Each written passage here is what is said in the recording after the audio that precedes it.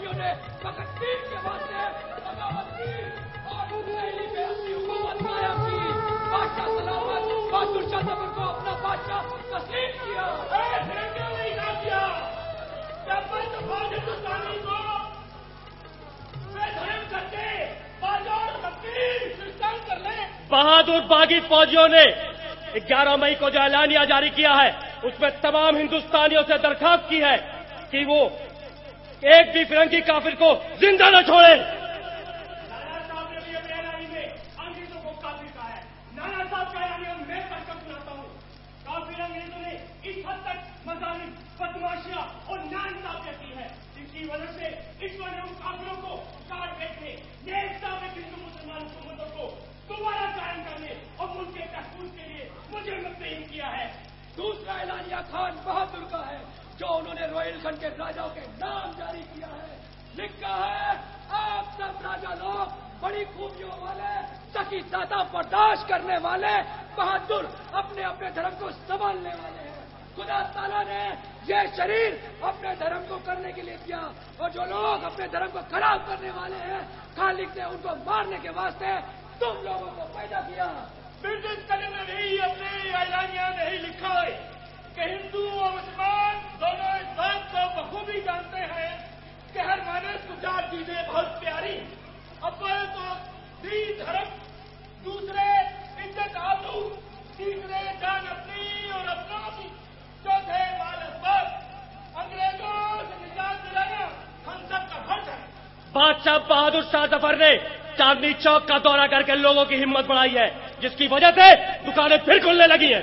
अंग्रेजों के वफादार हिंदू और मुसलमानों में फूट डालने के लिए राय का मसला उठा रहे हैं। बकरी ईद आ रही है। बादशाह सलामत ने गाय की खरीदो फरोख्त पर पाबंदी लगा दी है और खिलाफ वर्जी करने वालों को मौत की सजा तजवीज की है। अरे ये फितना तो चल जाएगा पर उस मुखबिर का क्या करे जो पल पल की खबर अंग्रेजों को देता है। और बहादुर शाह जफर बादशाह सलामत की जिंदगी भी खतरे में है। बादशाह सलामत ने कहा है कि अगर मेरी जिंदगी अजीज हो तो इस हुक्मनामे को सुनते ही फौरन तोप खाने तैयार करके कश्मीरी गेट के ऊपर चले आओ और मुखालिफाने नाइंजार पर दावा बोल दो। हालात बहुत खराब है। अंग्रेजों ने दिल्ली के करीब एक पहाड़ी पर कब्जा कर लिया है। हम सबको बादशाह सलामत की हुक्मनामे की तामील करके मुसलमान नाइंजार पर उन सबको दावा बोल देना चाहिए। एक भी मेरी कीमत देना पाए। बिल्कुल एक खुदा के 2 पुत्र, एक पिता के 2 पुत्र, एक हिंदू, एक दूर, उसका चोली दामन का साथ, उसका चोली दामन का साथ, दीन का दुई, हिंदू का धर्म मुसलमान का साथ, हिंदू मुसलमान है, राम शहीद है,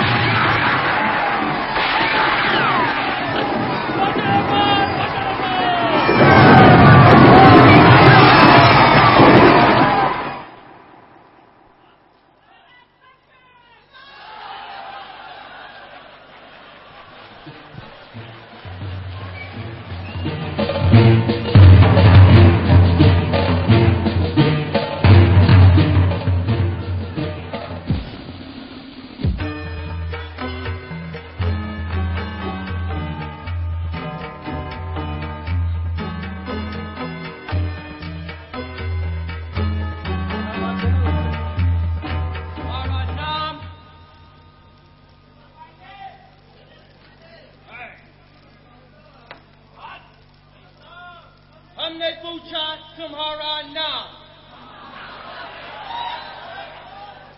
पंडित भगवती प्रसाद शर्मा।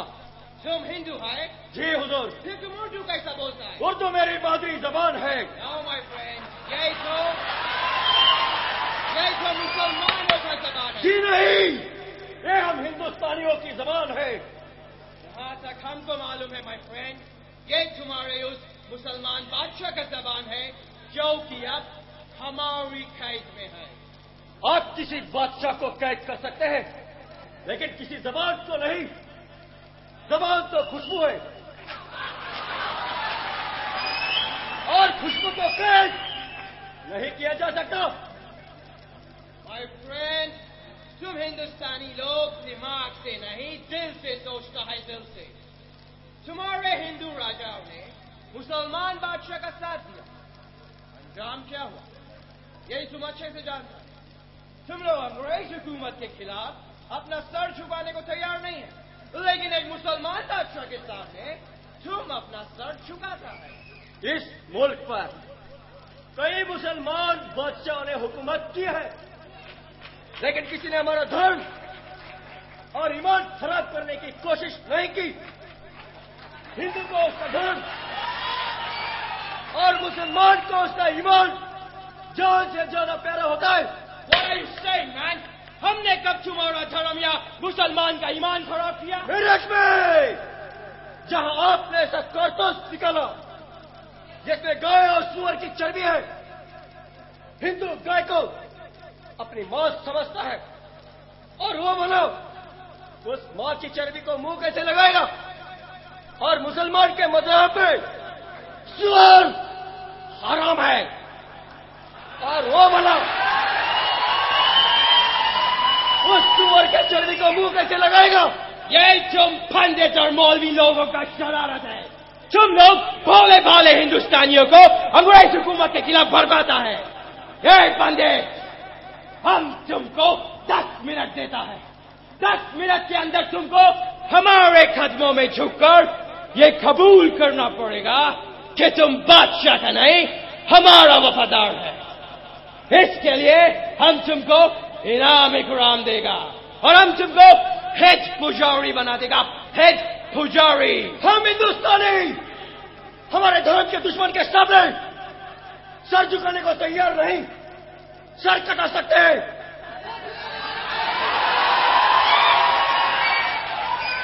लेकिन सर झुका सकते नहीं। देखो माय फ्रेंड, ठंडे दिल से सोचो माय फ्रेंड, ठंडे दिल से सोचो। अगर तुम्हारा सर हमारे सामने झुकाएगा तो हम तुम्हारे सर पर इनाम का बोझ रख देगा। लेकिन अगर तुमने हमारी बात से इनकार किया तो हम तुम्हारा सर तुम्हारे बॉडी से अलग कर देगा। हम तुमको 10 मिनट देता है माय फ्रेंड, 10 मिनट। तुम ठीक से सोच लो। हम अभी आता है। बादशाह सरावत, भगवान आपको लंबी उम्र दे।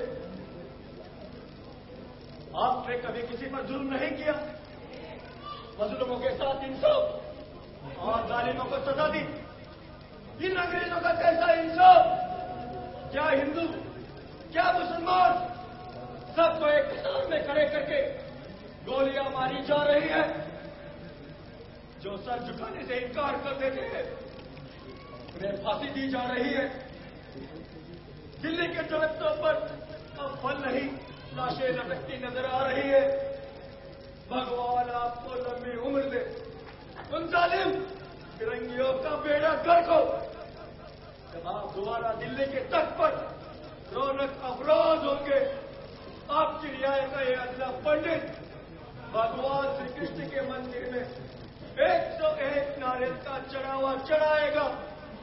हाय दिल्ली, तू बादशाह सलामत के कैद होती तू फिर उछड़ गई। हाय, क्या दिल्ली की आफत आ गई। चैन से बैठे थे, शामत आ गई। दिल्ली वालों की जगह पर है बयान है दिल्ली, और फलक पर है, फलक पर सिया खाने दिल्ली।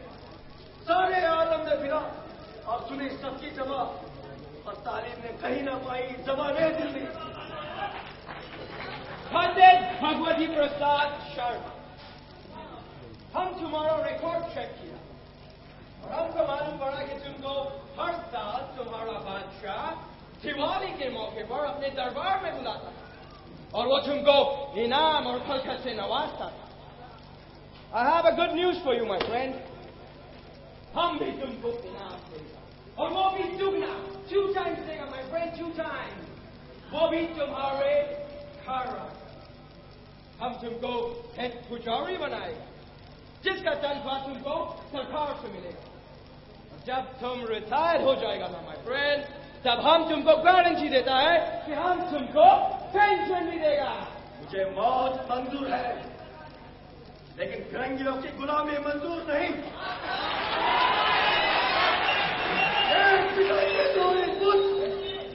एक हिंदू, एक तुर्क, उनका चोरी दामन के साथ। पंडित बहुत बोलता है, लेकिन बहुत बोलता है। हम तुमको बताता है कि जो अंग्रेजों के सामने नहीं झुकता उसका हम क्या करता है।